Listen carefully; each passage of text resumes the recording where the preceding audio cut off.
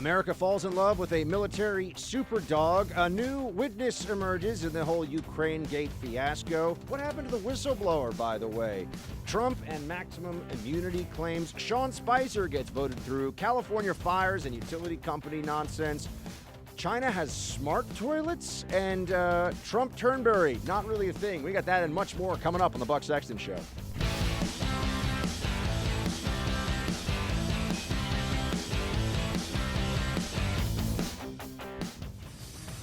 Welcome to the Buck Sexton Show, everybody. Thank you so much for being here. We have some things to get to today, although I do promise that we're going to probably jump around more than usual because there's not that one dominating news story that everyone's also focused on. I did want to take a moment just to say that the internet was aflame, alight.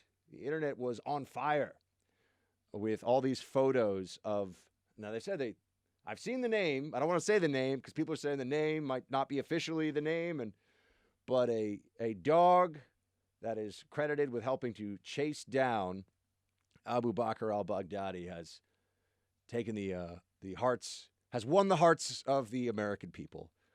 There's a photo of that canine hero that's making the rounds all over the place, and it's one of these moments where I have to say, the American people love dogs so much, and I'm one of the American people who loves dogs so much that I'm not sure that it's rational, but I'm also sure that I don't care.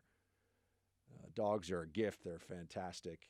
Reminds me I probably need to get one, even though as a guy who lives solo, it's not that easy to take care of them. I also believe that it's likely that there will be a surge in ownership of Belgian Malinois and Dutch Shepherds. Those are the two dogs that I think these days are most often. Now, I'm not a canine handler, so any of you listening who know more about this, by all means, let me know. But I've met plenty of people in the special operations community out in the field who those tend to be the dog breeds that they have. There's also German Shepherds, obviously, but a lot of Belgian Malinois and a lot of Dutch Shepherds. And, I mean, those things, when you see them and they're well-trained, they're like fur rockets with teeth. And they're incredibly good at what they do, tracking down bad guys, getting into tight spaces, moving very quickly through buildings, tackling and grabbing the bad guys even when they're armed. I think there's going to be a spike in ownership of those dogs. I'm a little concerned that people, as somebody who spent way too much of his childhood reading through the American Kennel Club book and learning all the different dog breeds and reading about their temperaments, if you get a Belgian Malinois, you better know what you're doing with a dog, because they require a firm hand, a master who establishes himself or herself as the alpha, and they are working dogs. I'm just putting that because I feel like people are now going to be like, oh, look at this dog. They're amazing. They can be fantastic animals, no question about it.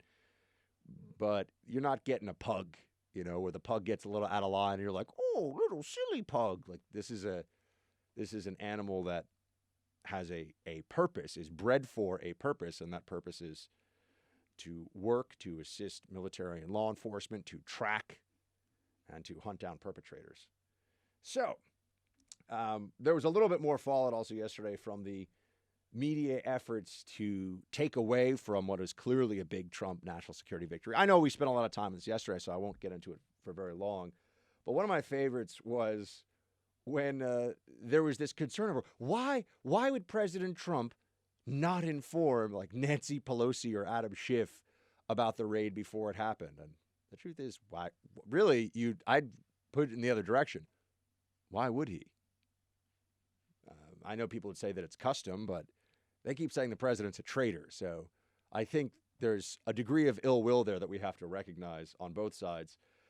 But here's his answer. I mean, President Trump never wanted to back away from the media trying to corner him. Here's his answer to why they didn't tell Democrat leadership about the effort to the successful, hugely important raid against Abu Bakr al-Baghdadi. Play clip 2, please. Well, I guess the only thing is they were talking about why didn't I give the information to Adam Schiff and his committee? And the answer is because I think Adam Schiff is the biggest leaker in Washington. You know that. I know that. We all know that. I do think a lot of people would agree that Adam Schiff is a huge leaker and a very dishonest and dishonorable guy. And, of course, the media went apoplectic over this thing. They were still so very, very upset. How dare the president, the commander-in-chief, make this decision without getting the thumbs up from, not that she had to give a thumbs up, but informing Nancy Pelosi beforehand. And then there was the continued shock that I think that some of the country had. A lot of us expect nothing more than this from the Washington Post, but there was a degree of shock from some quarters over WAPO, the Washington Post, saying that, well, the whole austere scholar obituary for Abu Bakr al-Baghdadi, he was an austere scholar, they claimed in the headline. It turns out his chief propaganda guy for the Islamic State was also taken out. So clearly the special operations community has a problem with austere scholars. Our guys in JSOC, our SEALs and Delta and Rangers, they really don't like austere scholars in Syria. That's what we've found out in the last few days. But Kellyanne Conway, who I think would accurately be described as fierce. She's fierce when she wants to be. She pointed out that would WAPO make such an error if it were about her? I mean, I said this too. This is the obvious way to illustrate the point, but it was funny to hear a senior White House advisor get into it as well, that if somebody from the White House, heaven forbid, passed away from natural causes, would the obituary in the Washington Post make any effort whatsoever to be fair, to be favorable even, to be respectful? No, of course not. Play 17. I just want to say this last thing on behalf of the president and the White House. This obituary was a disgrace, and I would ask the Washington Post, close your eyes and pretend that al-Baghdadi worked in the Trump White House, and then go rewrite your obituary. I bet you wouldn't be as kind. Wow. If al-Baghdadi worked in the White House, that would be a bigger problem for the bigger issue. Perhaps a bit of exaggeration, but it feels like not nearly enough. And now we move on today because they lost the battle to make this a problem about Trump's. Oh, wait, no, there's one more thing. Where we keep hearing about how, well, he almost jeopardized the mission with his pullout decision from Syria. We keep hearing that Trump was so reckless that this could have gone very bad, all because of Trump. Even though I thought, isn't he the commander-in-chief? Doesn't he get credit? If the economy's terrible, doesn't the president get credit for it or blame for it? And same thing if it goes really well? In a way that's not really directly linked to any one particular person, the answer is of course. We know this is the case. Presidents get more credit and more blame than they are due. That's just the way things are. True of generals of armies, too, by the way. More credit than they deserve, more blame than they deserve, depending on the circumstances. But in this issue, on this issue, there are so many people in the media who have really no understanding whatsoever of the military or how the military operates or functions, what the military is capable of. That this line I was seeing, even from some conservatives, of, we would never be able to do the strike we did if Trump had his way. Well, here's what, first of all, Trump did get his way, and that's why the strike happened. But here's General Mark Milley responding about the operational capabilities of the United States military to pull off something like the Abu Bakr al-Baghdadi raid. Play 16. Can you explain how difficult this operation would have been if you didn't have troops or bases on the ground in Syria and in Iraq? Good. Well, we do have video, photos. We're not prepared at this time to release those. They're going through a declassification process. I think what you'll see here in the coming days is we'll set up some operational and tactical level briefings by Central Command, and you'll be provided some video and photos, et cetera, of that. How difficult would it have been to carry out this operation if you didn't have troops on the ground? From an operational standpoint, the United States military can strike any target, anywhere, anytime. I want to put that at the top of the show, just as a reminder just have that as part of our opening. General Milley saying, from an operational standpoint, we can hit anyone, anywhere, anytime. Yeah. America. So that was a good answer to the question, I think, and hopefully will silence a little bit of the bad faith criticism that's out there. Oh, speaking of bad faith criticism, Chuck Schumer, noted counterterrorism expert, also wanted to chime. We're going to get to this Ukraine testimony thing. More people opining over what a transcript means that we've already seen and discussed ad nauseum what the transcript says. But oh gosh, well, someone else's opinion on this, like we're really supposed to care. But here's what Chuck Schumer, noted counterterrorism expert, heavy on the sarcasm there, thinks about the defeat of ISIS. Play 14, please. We still need a plan for the enduring defeat of ISIS. They are not gone. We must include details on how we will deal with escaped prisoners. Nobody knows. These are evil people. They want to hurt us. And they can escape from the prisons, and Lord knows where they'll go. But we know a good chunk of them will want to do damage to our homeland. So far, the administration, unfortunately, has articulated no coherent plan. Its top officials, Secretary Pompeo, Secretary Esper, seem unable to find time to even brief Congress. In all likelihood, because they have nothing real to say. No plan. What was the coherent plan, Chuck Schumer, when President Obama was running things and about 500,000 people died in Syria, a massive terrorist group took over hundreds and hundreds of miles of territory and was enslaving, mutilating, and murdering at will and engaging in external plotting, inspiring attacks against European allies and against the American homeland? What was the Obama administration coherent plan? Oh, I remember. Don't do stupid stuff. And we were supposed to think that was smart. That was a brilliant strategic slogan. Don't do stupid. And they didn't say stuff, by the way. It's almost like everything now is just turned partisan for the Democrats, and so nothing else really matters. You do start to get that sense, don't you? Speaking of which, the impeachment proceedings, and yet another person coming forward to tell us the facts that we already know, but to give another spin on it. Ooh, there's a bit of a trouble bubbling up over this one. Who exactly is this official, former national security aide, Army Lieutenant Colonel Alexander Vindman? We will get into what he says about how, now the walls are closing in on Trump. Now Trump has gone too far. Now it's all... No, none of that is true. None of that is true. But they never grow tired of this. The inmates in the Democratic Party took over the asylum a long time ago. They do the same thing and expect a different result and don't think that it's crazy. And so here we are talking more about this phone call with President Trump and the leader of Ukraine. We will get into this in a second.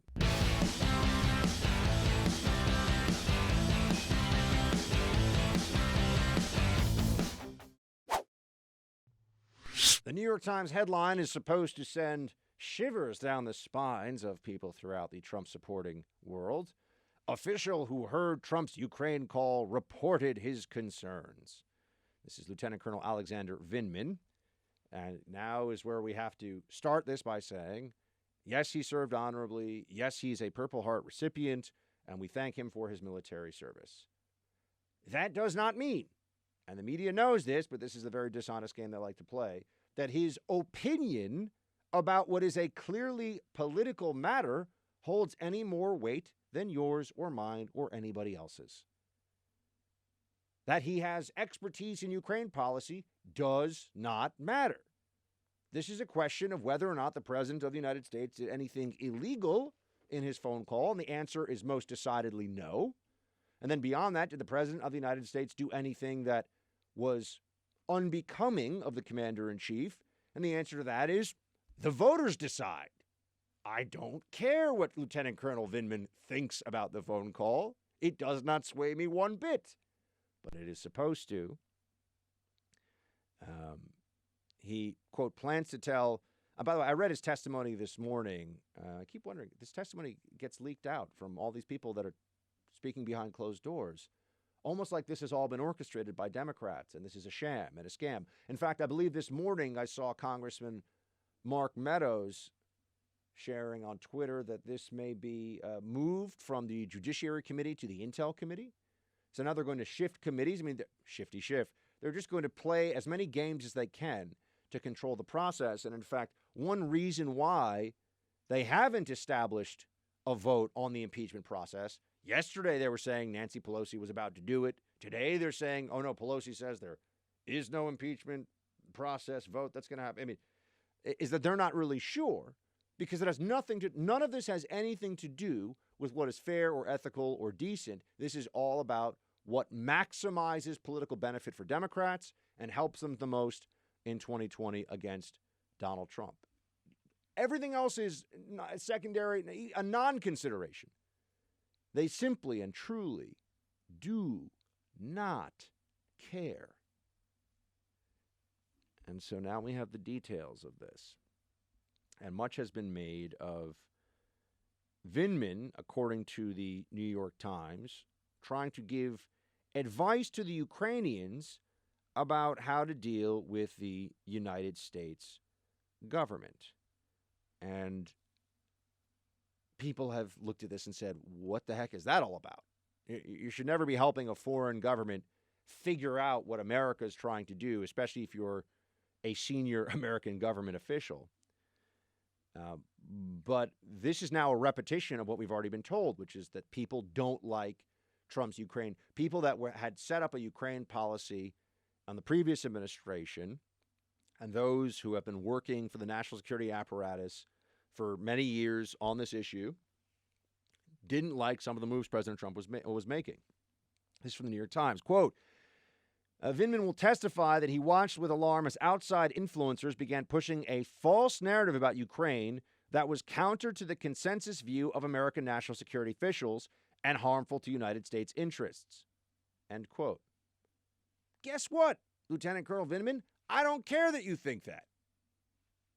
That's like your opinion, man. It doesn't matter. You're allowed to share it, sure. But this is not a high crime or misdemeanor issue. This is a you don't like what the president was doing issue.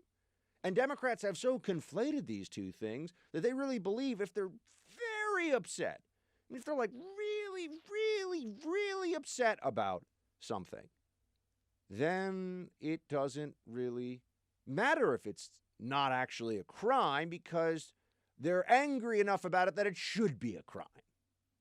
And I think that's, in summary form, what this whole impeachment thing's all about. They hate Trump so much that their hatred itself must be evidence of the high crimes and misdemeanors constitutionally mandated. But it's not.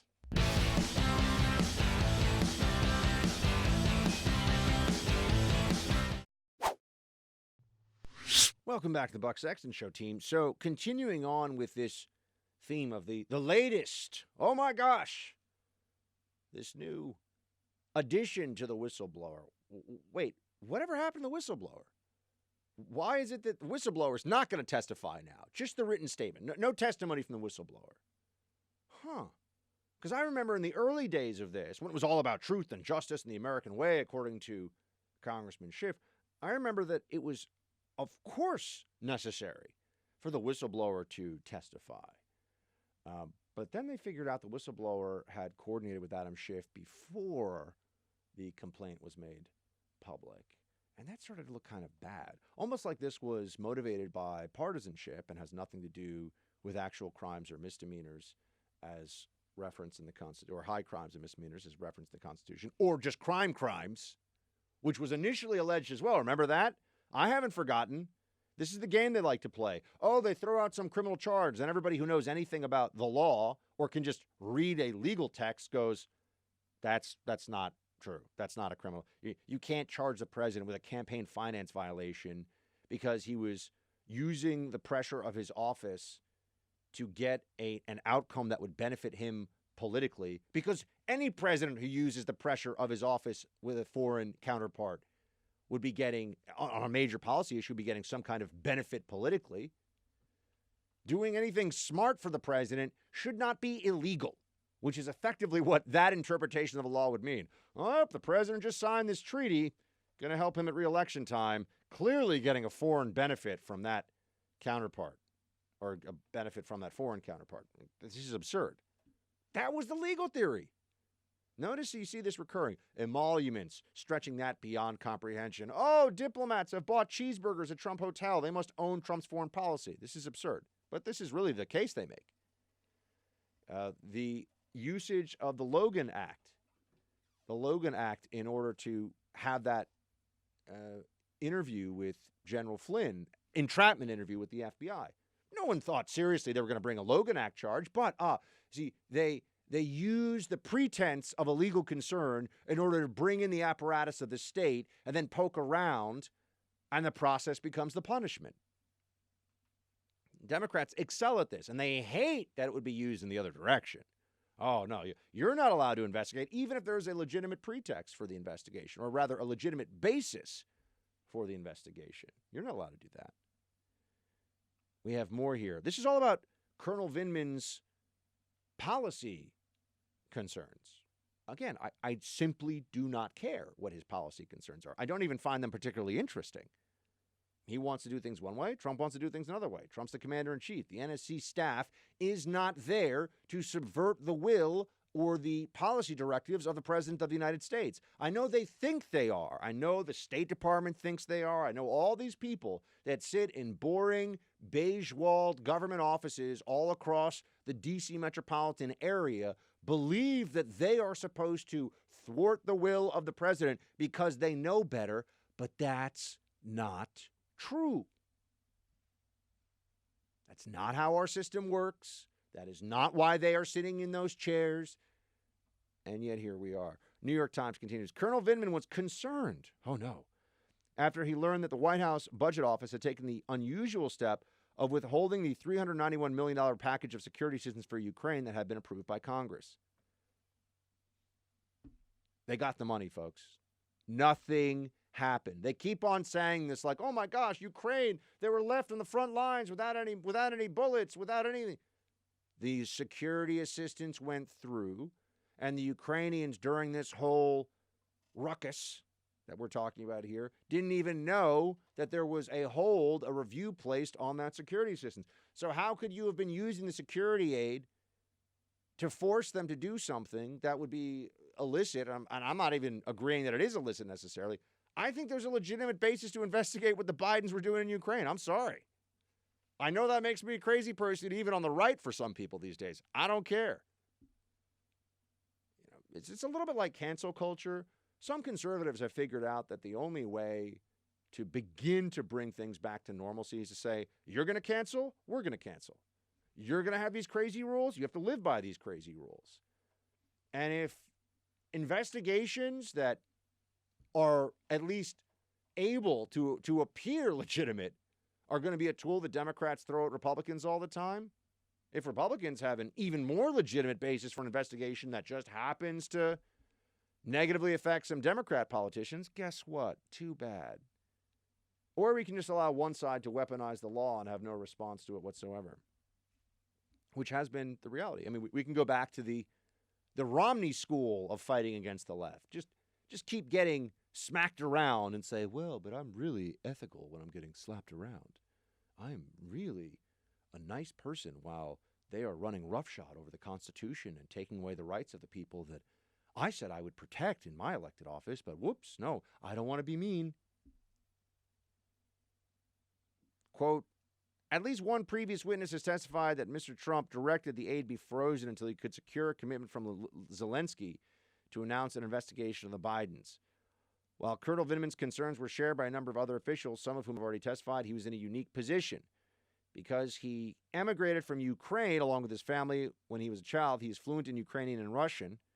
Ukrainian officials sought advice from him about how to deal with Mr. Giuliani, though they typically communicated in English. Giuliani's an American working at the behest of the president. I know that libs and Democrats hate this, don't like this, reject this, doesn't change anything. Giuliani's an American, and he's the president's personal lawyer. He is working on a directive from the president of the United States, or at the direction of the president of the United States. And this guy is helping the Ukrainians to deal with him. Now, I'm not throwing around. People have been talking a lot about dual loyalty because I don't care where a person grew up or where they're from. That is irrelevant to me. Why would you be assisting a foreign counterpart in a process of handling and negotiating with an American interlocutor who is working for the President of the United States? Well, what kind of authority does one have to do that? And why would one do that? I think we all know, and this is why when they say it's unfair to call this person a never Trumper, he has a policy dispute with the President of the United States. He was very, very worried about the directive to start an investigation of Biden. Oh, can we just keep two things in mind here as we continue to get hammered with this really just this endless propaganda narrative? The aid was not cut off. The investigation of Biden did, as far as we know, did not even happen, did not even start. So what are we all so worked up about here again? You know, this reminds me of how people are saying, oh, Trump obstructed the Russia collusion investigation. Except he could have shut it down any day he wanted to. So he didn't shut it. He didn't obstruct it. Oh, but he said he wanted to obstruct it. This is pathetic. We keep running back to this over and over again. We're going to punish the President of the United States for thought crime against liberal pieties. I don't think so. This is not going to change anything. This is not going to shift any public support, I think, for or against the president. I believe that there are two forces that are pushing the Democrats into this, or that make the Democrats think that they have to do this. One of them is that their base is insane, has really lost its mind. I mean, the left-wing base is completely crazy, and they demand this. So there are some Democrats in Congress who are saying, look, we gotta help out those in crazy town here who need to see some action or else they're going to flip out at us. So that's one part of it. So they're just placating the craziest elements, the Ocasio-Cortez wing of the Democratic Party. That's one aspect. And the other is I do think there are some Democrats who, in Congress, who have convinced themselves that Trump is such an existential threat to the United States, whatever they think that even means. I don't even know how they could, what the nuclear war that he hasn't started? He hasn't started any war, unlike his predecessors. What exactly is this grand threat that Trump poses to the Republic? Saying mean things to smug, overpaid, whiny journalists for the media establishment? That's a massive threat to this country? I don't think so. I'm sorry, I don't see it that way. But I do believe there are members of Congress who think that anything that they have to do to harm this president's reelection prospects is justified. And even if that means manipulating this impeachment process so that it makes a mockery of the House of Representatives, which I already think they've already managed that. They have dramatically undermined any public confidence that Congress is a place where serious people gather to do serious things. This impeachment so far is a sham. It's a clown show. It's ridiculous. And yet here we are. Here we are. It's going to just push on. It looks now like they won't get the consensus opinion, which who knows what that even is, but the media and the Democrats are all saying to each other that it looks like this will extend into the new year. That also, though, means that if the Senate gets dragged into this, then you will have Democrat senators who should be out there on the campaign trail for the primary, Klobuchar and Warren and Booker and, go down the list, who might all of a sudden have some duties in the Senate having to do with an impeachment trial. Now, I don't know if they think that that's a good trade-off, but I would guess it's not. So Democrats haven't even figured out what the strategy is here yet. They just know, they feel like they've got something, and like a terrier with a bone, they're just not going to let it go. They're just going to keep shaking and hope that something happens. That's pretty much the Democrat strategy. Just keep shaking. Just keep doing crazy stuff and see if they can finally break through the Great Wall of Trumpism. I don't think they're going to get there, but they're going to keep trying, folks, because their policy proposals certainly aren't going to get it done. And the candidates they're putting forward aren't going to get it done. So impeachment is their X factor.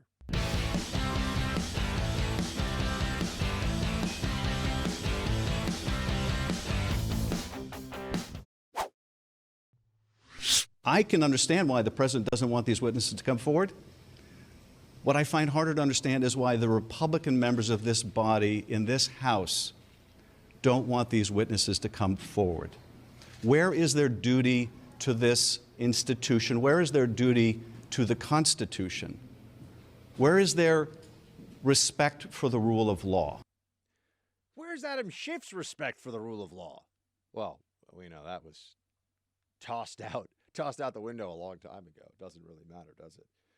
Of course, now you're going to have a response to this Democrat weaponization of a process that no one even really knows. They're making it up as they go along, acting like it's a legal process, mind you, when it's just clearly a political process. They can figure out whatever they want to do on any given day and then just institute that. But I would note that I do have a real concern about something that comes up as a result of this. Of course, the president has no choice and would be foolish if he were to just go along with all this stuff. So he has no choice but to fight against, and his legal team in the White House, these efforts to, going into an election year, mind you, try to use Congress as some bat with which to beat down the chances of a re-election for President Trump.